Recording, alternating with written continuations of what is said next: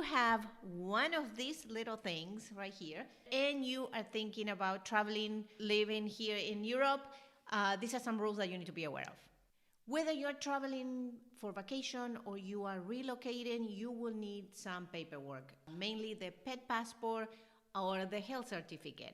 We will tell you what they are. So let's first talk about the EU passport. What is an EU passport? Well, it's an official document you have to have if you're traveling between EU countries. And it's for cats, dogs, and ferrets. And you have to be living in the EU in order to get an EU passport.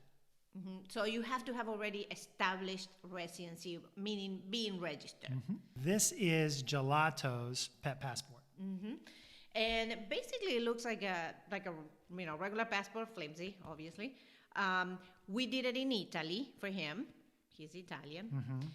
And the information that they cover inside is his rabies shot. Right, his shot records, and also his chip information, who he belongs to.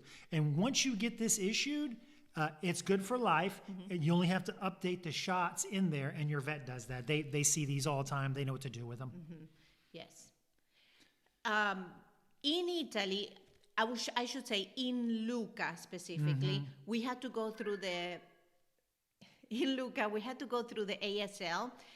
So when you get the EU passport, you're going to go to the vet and you're going to get documentation, the shot records, that kind of information, the chimp information. All that stuff needs to be presented to the agency that issues the pet passport, and that's all you need to do. Mm-hmm. And you pay a fee. Yes.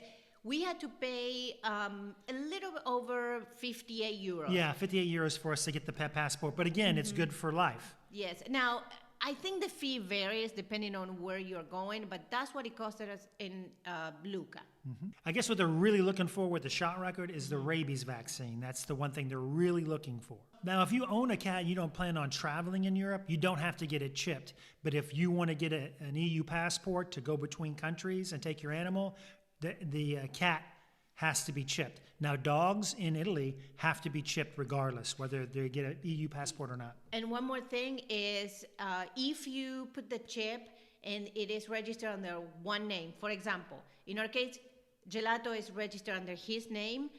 If we went and asked if I could be added to it, in case something happens, and they said no.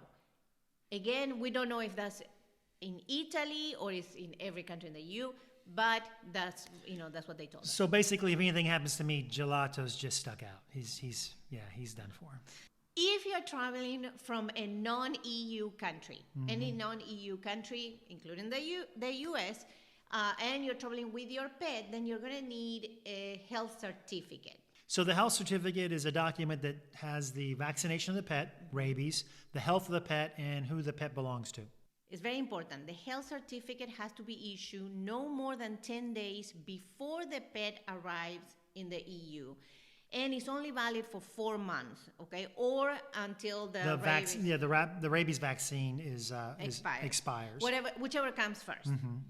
In the rules, it says that you have to have a declaration saying that you're not bringing your pet for commercial purposes. Yeah, for like breeding or for selling. Things like that. And that declaration has to be done within 5 days of you arriving in the EU. Yeah, before. To recap, if you're traveling from a non-EU country, make sure that you do your health certificate for your pet.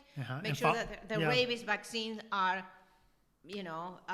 not expire. Right, and also make sure that you get them within the time frames that you need for the health certificate. And if you plan on staying in Europe long term, now you know what you need to do to get a pet passport. To travel among countries in the EU. Among EU countries, yep. Easy peasy. If you have any question, let us know. And we're leaving you another video for you to watch. See you in the next one. Yeah, see you later.